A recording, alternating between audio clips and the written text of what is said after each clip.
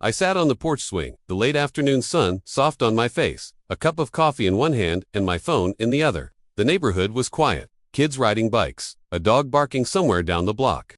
It was the kind of peaceful evening I hadn't realized I needed. I glanced over at the mailbox, noticing a few envelopes shoved inside, but none looked urgent. Just bills and junk mail. Then my phone buzzed. A message from Emily. "Hey, did you change your passwords? I'm locked out of your email." I frowned. Emily was my best friend, or at least she used to be. We'd known each other since college, shared apartments, nights out, secrets we swore no one else would ever hear. Over the years, our lives had grown apart. Her job in finance, my work as a freelance graphic designer. But we kept the routine of checking in, meeting for drinks, supporting each other. Or so I thought. I typed back quickly. "Yeah, changed a few things, trying to tighten security." I set the phone down and leaned back against the porch rail. It was a simple thing, changing passwords, a precaution, but Emily's message gnawed at me. Why was she locked out? She never cared about my passwords before. The uneasy feeling settled in like a weight on my chest. A week ago, I had noticed odd activity on my accounts. My bank app flagged a login from an unfamiliar device. My email inbox was cluttered with strange notifications about password resets. It wasn't just coincidence. Someone was poking around. I didn't want to believe it, but the only person who had access to those details besides me was Emily.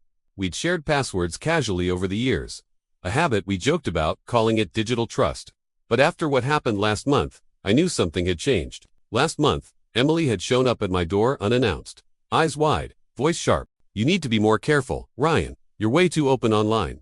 I laughed it off, but her tone wasn't joking. "You don't get it. Someone's looking. I can help, just let me," she said. I'd felt a chill then, but I brushed it aside. I trusted her. Now with my passwords changed and her locked out, I wasn't sure what to think. 2 nights ago, I was scrolling through my emails when I found something I didn't expect. A forwarded message to a friend, containing screenshots from my private conversations. The messages weren't just work-related, they were personal. Details about my family, my struggles with anxiety, even things I'd told Emily in confidence. Someone had leaked this information, and I was sure who it was. That night, I lay awake, replaying every interaction. The late texts, the sudden anger when I declined her help, the way she'd always just wanted to protect me. It was subtle at first, little digs, disguised as jokes, passive-aggressive comments that made me question myself. But now, it was out in the open. Someone I trusted was weaponizing my private life. I started watching for patterns. Emily showed up at my favorite coffee shop days before a sensitive meeting. She happened to know details I hadn't shared publicly. Then there were the calls from blocked numbers, which stopped after I changed passwords. The last straw came when I received an anonymous email from someone claiming to have more of my private files. The sender warned me to keep my friend close, but not too close. I confronted Emily over the phone.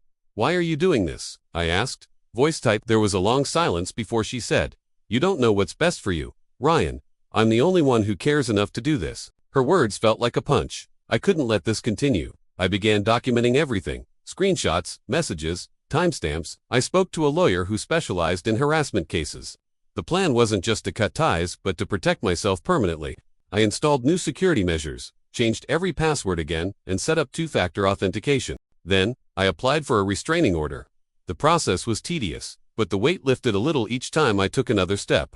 The day I served Emily with the paperwork, she didn't fight it. Her expression was unreadable when I handed it over. No anger, no regret, just a quiet acceptance that this was the end. Driving home afterward, the tension inside me began to ease, but I knew the battle wasn't over. The twist, though, was what I discovered next. In the weeks before this all happened, I had been unknowingly planning my own escape, a new identity online, a fresh start. It wasn't just about cutting her out, it was about reclaiming control. Emily thought she was the one with the power, but in the end, I was the one who changed the locks, on every account, every device, every part of my life she could touch. I shut the door behind me, the sound echoing like a final sentence. And that was that. Some betrayals aren't loud. They're quiet keys turning in the lock, locking someone out for good.